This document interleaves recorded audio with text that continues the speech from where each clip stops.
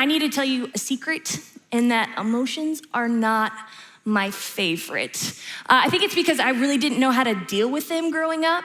Like when I was a little kid, I was like overly emotional. Like I was that friend where if you looked at them wrong, like burst into tears.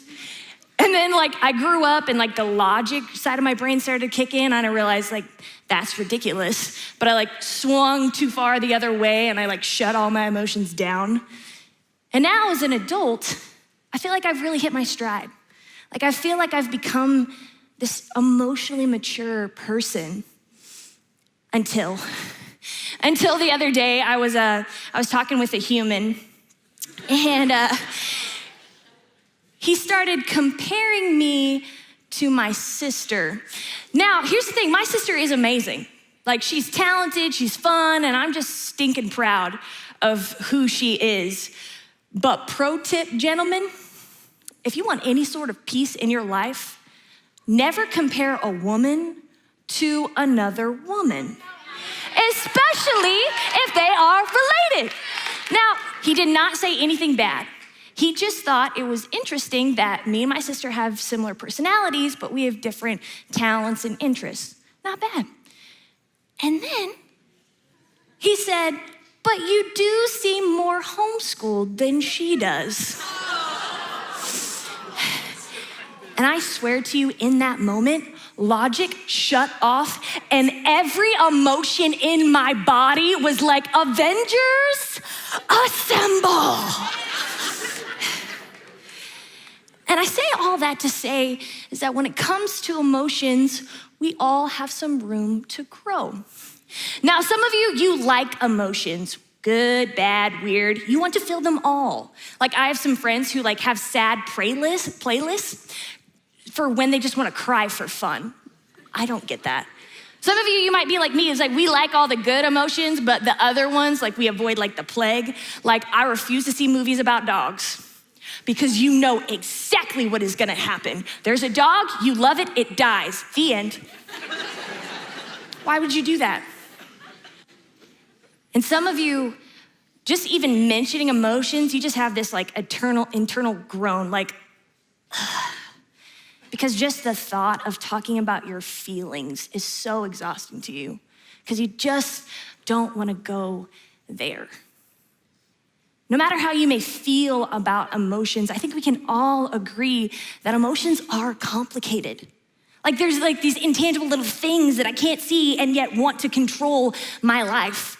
Like you're born and no one tells you what they are or how to understand them, but you're just supposed to know how to deal with them.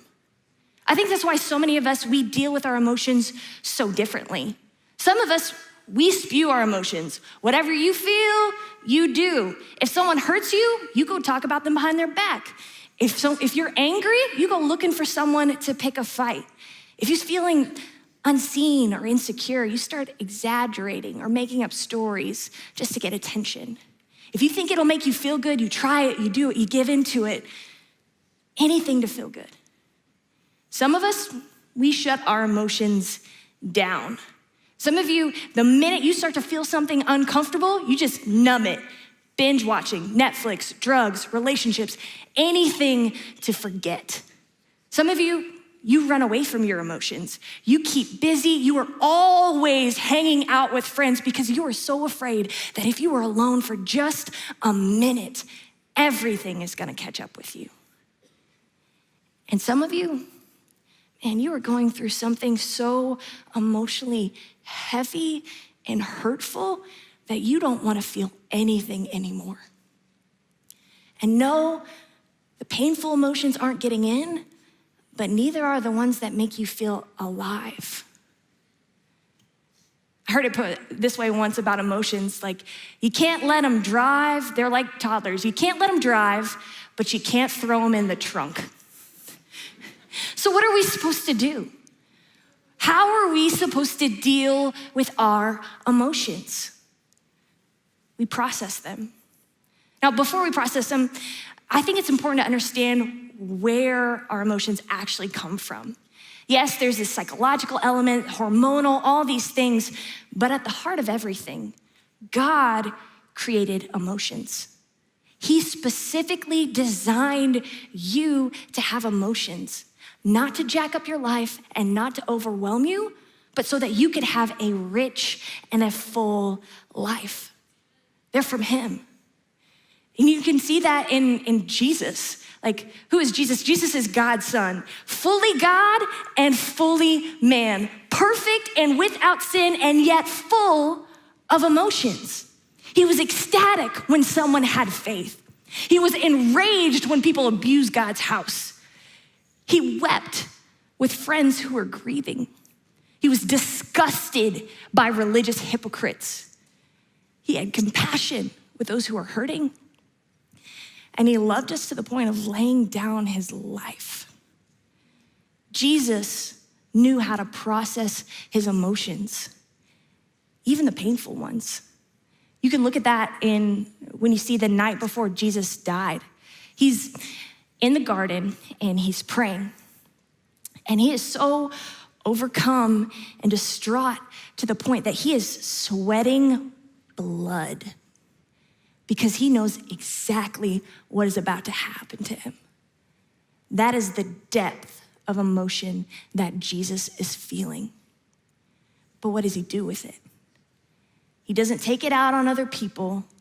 He doesn't shut him down. But in his emotions, feeling everything, he starts processing it and he brings it to God.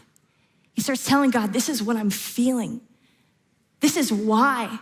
God, if there is any other way that you can make this happen, please let that happen. But he also doesn't let his emotions overcome him. He redirects them to align with God. And he says, God, but not my will, but your will be done. This is why Jesus is the safest place to process our emotions, because he understands. He gets it. He knows exactly how you're feeling, and he doesn't judge you for it. You know, I think it's so interesting, the things that we won't bring to God because we're so afraid that he's not gonna be able to handle everything we're feeling. But guess what? He's a big God. And not only that, he already knows, and he loves you. He even still likes you. You can bring it to him. Sometimes we don't bring things to God because we're ashamed of how we feel, and other times we don't bring things to God because we don't really think it matters. Like, God, if you already know anything, why do I have to tell you?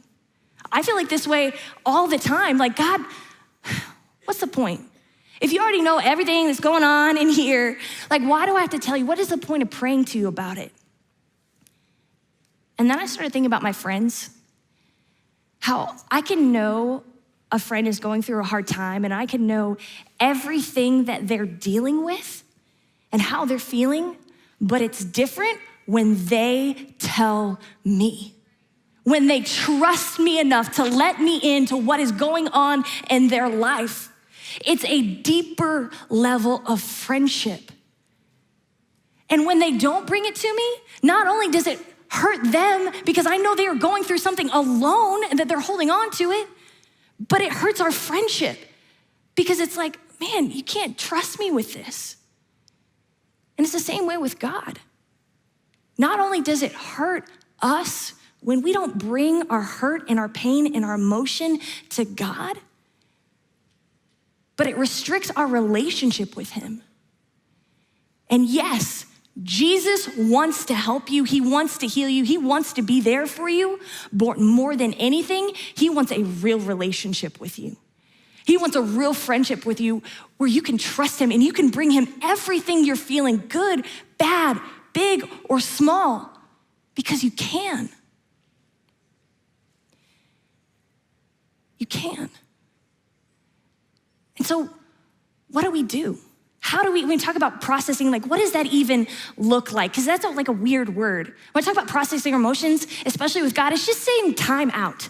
What am I actually feeling? What is really going on? And what am I gonna do about it? Sometimes that looks like, you know what? Processing with God looks like going for a run and praying in your head. Sometimes processing maybe for you is just opening up your heart in worship and just pouring out everything that's going on. Sometimes that might look like, writing everything down, writing God a letter. This is what's going on. This is how I'm feeling. I'm learning this right now. I've actually just started talking out loud to God. That sounds crazy, I know. Like where I will literally just stop and I will just say, God, I'm sad. What this person said really hurt me. And I will just keep talking until I get to an answer. Because the things you're feeling aren't for no reason. A lot of times, your emotions are trying to get your attention to tell you that there is something else going on. It's kind of like the warning lights on your dashboard. Maybe for some of you, you drive and you see your dashboard, or maybe you've watched and looked at your mom driving, maybe to catch her speeding, and you've seen it. And what do these lights do? See, these lights come on when there's something not right in your car and you need to fix it. Now, here's the thing about these lights. I can ignore them. I can pretend they're not real and hope they go away, but eventually something is going to break. And how much damage there is, how much it's gonna cost me, is all depending on how quickly I acknowledge that problem and I deal with it. And it's the same things for your emotions. And because sometimes it's little things. Sometimes it's not like the end of the world. Like if my gas light comes on, it means I need to get gas. My car will stop working if I don't. If I snap at someone on 4 p.m. on a Thursday, usually it means I'm hangry and I just need a snack. But sometimes your emotions are trying to tell you that there is something deeper going on, something that you may not even know is there. So back to my story at the beginning. Here I am, Marvel level intensity, my emotions. And in my mind, I am ripping this dude to shreds. He is this small, he does not stand a chance, because I've at least matured enough not to let it out of my mouth. But then it's hours later, and it is still bothering me. Like, still bothering me. And so bad to the point where I just finally had to stop and say, God, what is going on? Because this comment that wasn't even meant to hurt me, like this shouldn't affect me like it is. Why is this bothering me? What is happening? And so I just started to process. I just started to talk about it. And through talking about it and just processing with God and just figuring out what I actually really feel and why, I figured out what it was. You see, my whole life, my greatest insecurity is that I am awkward and hard for other people to connect with. And what that comment did, it felt like a confirmation of every fear I've ever had about it. Like, see, other people know you're awkward too. It's not just in your head. See, you really can't get close to other people. See, other people really don't want you around. The thing was, that hasn't come up in a while, and I thought I was done with it. But what my emotions were showing me and telling me is that I still had things that I needed God's help to deal with. So my question for you is, what are you not dealing with? Because we all have things we need to deal with. Maybe it's an insecurity that you have going on. Maybe it's hurt that someone else has done to you. Maybe it's guilt over something that you've done. Maybe it's pride that's taking up way too much space in your heart. Because here's the things that we don't deal with don't go away. We just take them into adulthood. But if you will take the time to deal with these things now, asking God and others for help, you get to leave it here. Now, you might be wondering, saying to yourself, you know what, Allison, that sounds really good. But it also sounds like getting real about things I don't want to get real about. Yeah. That sounds like putting in some time. Yes. That sounds like asking for help and being open to God. Yes. Because as much as you don't want to deal or get real with things that are hurtful, I believe what we want even more than that is peace. And here's what God says about peace. Jesus says this in John 14:27. Jesus says, peace I leave you, my peace I give you. I do not give to you as the world gives. Do not let your hearts be troubled and do not be afraid. You see, there are two types of peace. There's the world's peace and Jesus's peace. The world's peace says, numb it. The world's peace says, stuff it down. The world's peace says, try this, do this, look like this, be with this person, and you're gonna be okay. But we both know it's counterfeit, it's fiction, it just leaves us broken. But true peace comes from Jesus. The peace to know that you are loved. Peace to know that you can come to him with anything. The peace to know that he's gonna be with you in the storm. You see, when you have this kind of peace, things that should make you upset, moments in your life where you should be falling apart, you're not. Because you have the peace to know, I'm gonna be okay. Not only does Jesus, the safest place to process our emotions, but he gives us the strength and peace to deal with what's on the other side of our emotions. And all we have to do is come to him. This is what it says in Matthew 11:28-30. Jesus says, come to me, all of you who are weary and burdened, and I will give you rest. Take my yoke upon you and learn from me, for I am gentle and humble in heart, and you will find rest for your souls. So what are you feeling? What do you need God's help to deal with? Because Jesus is the safest place to process our emotions. Let's pray. God, I thank you. I thank you that you have created emotions. God, not to harm us, not to overwhelm us, God, but to draw us closer to you, Father. As we continue praying, maybe you're here today and you recognize, you know what, I'm feeling some things and I need help. I realize that there are things in my life that I need to deal with, and I want to take the first step, and that's just to ask for God's help. If that's you, I want you to raise your hand so I can pray for you. Hands up all over. God, I thank you.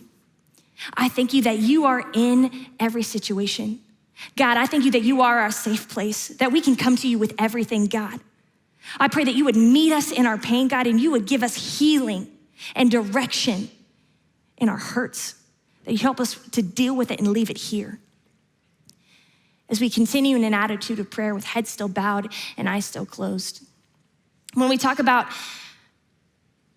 seeking God for help, for some of you, you don't understand this.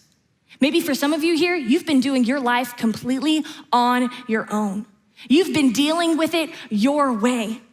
But you find out something that we all find out is that it just leaves you broken, empty, and tired. And you can't do it on your own. And here's the truth, none of us can. Because we all have this thing in our life, and that's sin. What is sin? It's the things that we do that not only hurt us, but it keeps us separated from a holy and perfect God.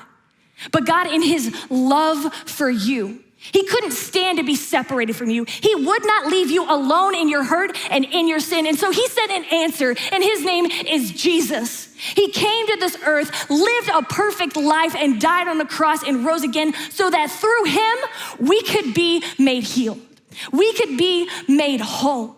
That we could have a relationship with God. Not better, but a new life. And maybe you're here today and you recognize that's what I need. I need God's forgiveness. I need his healing. I need his strength. I am ready to give my life to Christ. If that's you, I want you to raise your hand and meet eye to eye right now.